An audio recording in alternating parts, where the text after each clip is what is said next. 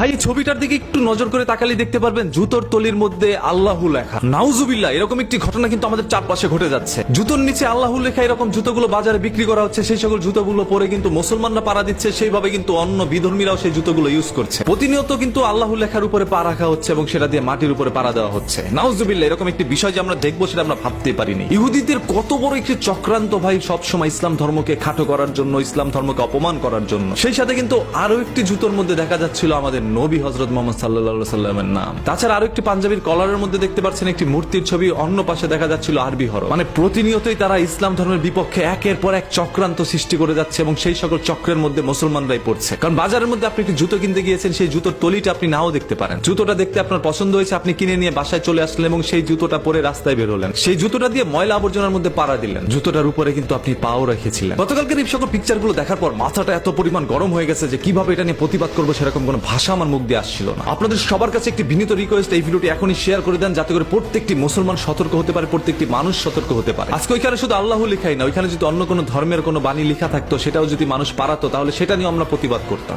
আমরা মুসলমান যেরকম আমাদের ধর্মকে আমরা ভালোবাসি, রেসপেক্ট করি, সেরকম ভাবে কিন্তু তারাও তাদের ধর্মকে ভালোবাসে, রেসপেক্ট করে এবং সেই ধর্মের জন্য সবাই জীবন দিতে রাজি। তাই বলবো কেউ কারো ধর্মকে অপমান করার চেষ্টা করবেন না। এই যে চক্রান্তটা সাজানো হয়েছে জুতোর তলির মধ্যে আল্লাহু লেখাটা, এই চক্রান্তটা তারা না করলে তো পারতো। তবে এটা কেন করছে? কারণ মুসলমানদেরকে দিয়েই মুসলমানকে ধ্বংস করার চেষ্টা করছে। আপনারা জানেন আমাদের নবীর আমলে কিন্তু তার সাথে অনেক সাহাবী থাকতো। সেই সকল সাহাবীর মাঝখানে একটা মির্জাফর থাকতো, আর সেই মির্জাফরের কারণে কিন্তু নবীজির একের পর এক ট্র্যাপের মধ্যে পড়তো। সেই নবীর আমল থেকে যে মির্জাফরের যুগটা চলে আসছে এখন পর্যন্ত জায়গায় জায়গায় মির্জাফর। 5টা বন্ধু একসাথে আড্ডা দিলে সেখান থেকে একটা বন্ধু সেই সকল বন্ধুদের ক্ষতি করবে। একটি জুতো ভাই, যে জুতো পরে মানুষ বাইরে বের হয়, সেই জুতোর মধ্যে কতই না ময়লা লাগে, কত নোংরা জায়গায় সেই জুতোটা দিয়ে পাড়া দেয়। সেই জুতোর মধ্যে এমন একটি হরফ লাগানো হয়েছে যে হরফটি পড়লে আমাদের সোয়াব হয়। যে হরফটা ধরে আমরা একটু পরপর আল্লাহকে স্মরণ করি, আল্লাহু বলি, আর সেই আল্লাহু লেখাটা জুতার নিচে লাগাইছে। আমি মনে করি এরকম কোন দৃশ্য আপনি কখনো আগে দেখেন নাই ভাই। যদি এটা আপনার জীবনের প্রথম হয়ে থাকেন তাও শেয়ার করেন, যদি আপনার জীবনে এটা অনেকবার হয়ে থাকে তাও শেয়ার করেন, কারণ এই ভিডিওটি শেয়ার করলে প্রত্যেকটা মানুষ এটা নিয়ে প্রতিবাদ করতে পারবে। এবং জুতো কেনার আগে অবশ্যই জুতোর তলি দেখবেন, জুতোর সবকিছু দেখে শুনে তারপর জুতো কিনে পায়ে পড়বেন, কারণ আপনি পায়ের মধ্যে কি লাগাচ্ছেন সেটা দেখা আপনার জরুরি। এই চক্রগুলো কিন্তু দীর্ঘদিন যাবৎ চক্রান্ত করে আসছে এবং সেই সকল চক্রের মধ্যে মুসলমানরা পা দিয়ে দিচ্ছে। আজকের এই ভিডিওটি প্রত্যেকটা মুসলমানকে সতর্ক করার জন্য।